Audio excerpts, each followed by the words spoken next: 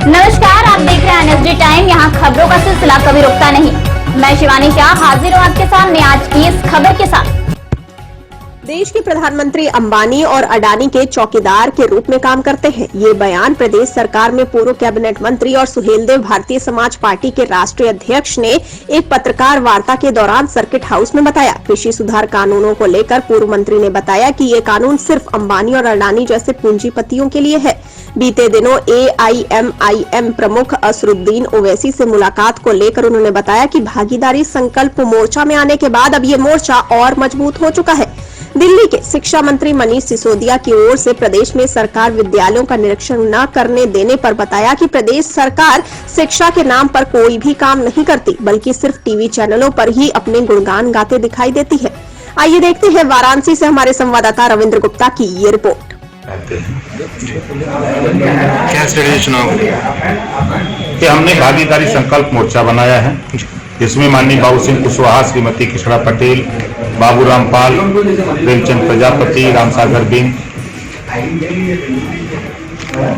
रामकरण कश्यप, अनिल चौहान और ओवैसी, हम 9 लोग मिलकर के एक भागीदारी संकल्प मोर्चा बनाए हैं। हम 9 लोगों की सोच है कि प्रदेश में निःशुल्क और अनिवार्य शिक्षा लागू करना चाहते हैं 22 में सरकार बना के। स्वास्थ्य हम लोग फ्री देना चाहते हैं। घरेलू बिजली का बिल हम लोग माफ करना चाहते हैं। प्रदेश में रोजगार परक शिक्षा हम लोग लागू करना चाहते हैं। जो बच्चे पढ़ लिख करके बेकार घूम रहे हैं उनको टेक्निकल अगर पहले से जानकारी होती तो वो बेकार नहीं होते, चीन की तरह वो भी कारोबार में लगते। ये तमाम चीजों को लेकर के हम लोग भागीदारी संकल्प मोर्चा बना करके और चुनाव की तैयारी में। चुनाव की तैयारी को स्ट्रेटेजी अभी जैसा आप बता रहे ओवैसी साहब से भी अपने हाथ मिलाया है, तो क्या उस वोट को लेकर कुछ ऐसी कोई रणनीति? देखिए 43% वोट अति पिछड़ों का है जी और 22% वोट ओवैसी का है। ये हो जाता 65%। तो 65 के हम मालिक हैं, 65 हमारा है और 35 में बंटवारा है। 35 में 4 पार्टियां हैं, सपा, बसपा, कांग्रेस और भाजपा, और उसमें भी हमारा है, ऐसा नहीं है, उसमें भी है। तो इसी से सब लोग खिलाए हुए हैं कि ये ताकत क्यों बना दी है। ओवैसी साहब को मिलाने का मकसद ये है कि वोट बैंक है, ऐसा मानना। हर नेता, हर दल के लोग वोट बैंक के ही फिराक में घूम रहे हैं जी। तो अब किसी दल की बात करिए तो हर दल के लोग हर जाति के नेता को पकड़कर उसका वोट लेना चाहते हैं। जब से आपने ओवैसी से हाथ मिलाया है काफी टिप्पणियां हो रही हैं, इस पे क्या कहना चाहेंगे? देखिए कश्मीर में भारतीय जनता पार्टी कश्मीर में महबूबा मुफ्ती से समझौता करके सरकार बनाई तो कोई टिप्पणी नहीं। बीजेपी रोटी बेटी का संबंध कर रही है। शहनवाज हुसैन, मुख्तार अब्बास नकवी हिंदू की बेटी से शादी किए हुए हैं। वो करें तो रासलीला, हम करें तो करेक्टर ढीला। हैदराबाद से ओवैसी सामने होते प्रकाश जी, आपने अभी हाथरस की बात की है।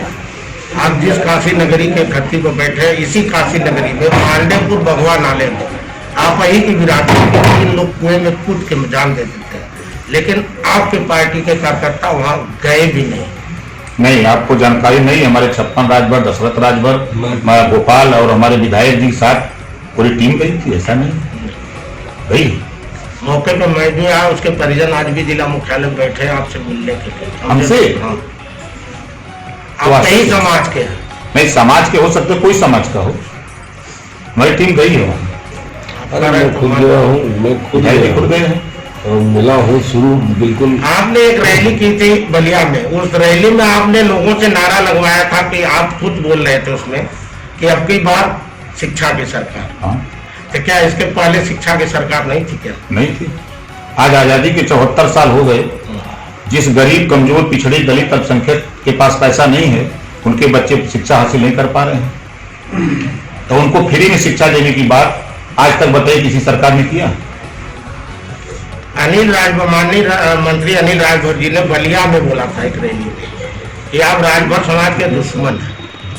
क्या कहना है इसमें? बच्चा है, अभी समाज का है ना, बच्चा है। परिवार में बच्चे जो होते हैं वो कभी कभी गलती करते हैं। माननीय मंत्री जी, अगर उनको देखा जाए तो उनकी पृष्ठभूमि उनके पिताजी के जमाने से ही चली आ रही है राजनीतिक पार्टी का। आज के डेट में कैबिनेट मंत्री है। देखिए, लोडर और लीडर 2 चीज होता है, चाहे उनके पिता हो चाहे उनके बेटे हों। दोनों लोडर रहे हैं। ओम प्रकाश राजभर लीडर है। लोडर मालिक की मर्जी से काम करता है, लीडर अपनी मर्जी से काम करता है। फर्क इतना है। 2022 में आप चुनाव लड़ने की तैयारी कर कैसे लड़ेंगे? आपकी चुनावी पॉलिसी क्या होगी? हम निःशुल्क शिक्षा और समान शिक्षा का, प्राइवेट में कैसे कंप्यूटर और सरकारी में कैसे कबूतर, समान शिक्षा 2015 में हाई कोर्ट ने कहा था कि समान शिक्षा प्रदेश में लागू करो, लेकिन सरकार नहीं लागू कर रही है। हम उसको लागू करेंगे। हम निःशुल्क स्वास्थ्य देंगे गरीबों को, हम घरेलू बिजली का बिल माफ करेंगे, हम प्रदेश में रोजगार मुहैया कराएंगे। हम इन तमाम मुद्दों को लेकर के जनता के बीच में घूम रहे हैं। ये जो केजरीवाल जी भी कहते हैं उत्तर प्रदेश में आम आदमी पार्टी का दिल्ली मॉडल लाएंगे, वो सही कह रहे हैं। अगर गुजरात मॉडल हिंदू मुसलमान करने का है, आपस में ऊंच नीच नफरत पैदा करने का है, अमीरों को लाभ पहुंचाने का है, तो केजरीवाल अगर कह रहे हैं कि हम निःशुल्क शिक्षा, निःशुल्क स्वास्थ्य, घरेलू बिजली का बिल माफ करेंगे, तो अच्छा काम है। सुहेल देव के नाम से आगे लोग भी कार्य कर रहे हैं, आखिर वो आपको नेता क्यों नहीं मानते? 18 साल पहले जब सुहेल देव भारतीय समाज पार्टी नहीं बनी थी, तो महाराजा सुहेल देव जी का नाम लेने वालों की संख्या 1-2% थी। जब से ओम प्रकाश राजभर ने अलग जगाया है, आज करोड़ों करोड़ों लोग सुहेल देव जी का नाम सम्मान के साथ ले रहे हैं।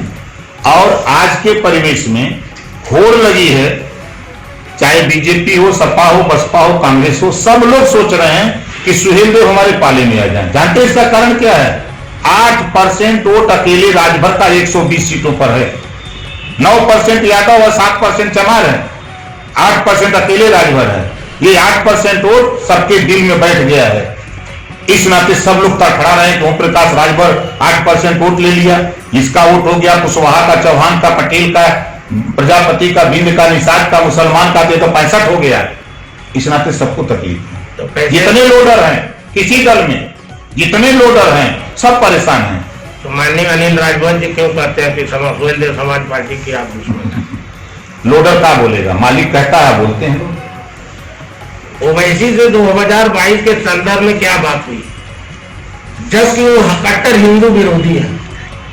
ये जब कोई अपने हक की बात करे तो उसको देशद्रोही, जैसे इस समय बीजेपी सरकार है, अगर बीजेपी की बात कोई करे तो वो देश प्रेमी है, अगर वो अपने अधिकार की बात करे तो वो देशद्रोही है। 22% मुसलमानों की आबादी है पूरे उत्तर प्रदेश में आजादी के बाद, 38% नौकरियों में मुसलमान था। इतना विकास मुसलमानों का हुआ, 1% भी मुसलमान नौकरियों में नहीं रह गया। अगर वो वैसी कहता है कि हमारी हिस्सेदारी, हमको शिक्षा, स्वास्थ्य, रोजगार, नौकरी हम अपने लोगों को दिलाएंगे, लड़के दिलाएंगे संविधान के दायरे में, तो क्या बुरा कर रहा है? इस नाते वो राष्ट्र देशद्रोही है, वो बीजेपी का एजेंट है। असली तो बीजेपी के एजेंट जमीन में घूम रहे हैं। ये दुश्मन है समाज के, जो लोडर लोग हैं, ये असली दुश्मन है समाज की। हिंदूवादी कट्टर विरोधी। कहाँ कौन हिंदू है, कौन मुसलमान है? यहाँ हिंदू मुसलमान है। चलिए मेरे साथ दिल्ली कैंटीन में ओवैसी और सुषमा स्वराज और स्मृति ईरानी को एक टेबल पर बैठ के खाना खाते हुए दिखा दूंगा आपको, फोटो दिखा दूंगा आपको। अभी आपने दिल्ली सरकार की बात की, शिक्षा मंत्री के लिए आपने कहा कि भागीदारी संगठन मोर्चा में आने वाले, जबकि यही अरविंद केजरीवाल जी पहले ही अनाउंस कर चुके हैं कि मैं अकेले चुनाव लड़ूंगा। कहे हैं तो क्या हर व्यक्ति स्वतंत्र है। हमारा प्रयास है कि जो प्रदेश में अमन, चैन, भाईचारा पैदा करना चाहते हैं, जो शिक्षा निःशुल्क अनिवार्य शिक्षा और समान शिक्षा चाहते हैं, जो निःशुल्क स्वास्थ्य गरीबों को देना चाहते हैं, जो रोजगार दिलाना चाहते हैं, घरेलू बिजली का बिल माफ करना चाहते हैं, ऐसे लोग हमारे यहाँ में, उनका दरवाजा खुला है। हम उनको अंदर बैठा करके उनका स्वागत करेंगे। हम लोग मिल करके 22 इस कड़ी में बस इतना ही। ताजा तरीन खबरों के लिए बने रहिए एनएसडी टाइम्स के साथ। मुझे दीजिए इजाजत, नमस्कार। एनएसडी टाइम्स की खबरों से अप टू डेट रहने के लिए चैनल को सब्सक्राइब करें, लाइक करें, शेयर करें और कमेंट करें, और साथ ही साथ बेल आइकन दबाना ना भूलें।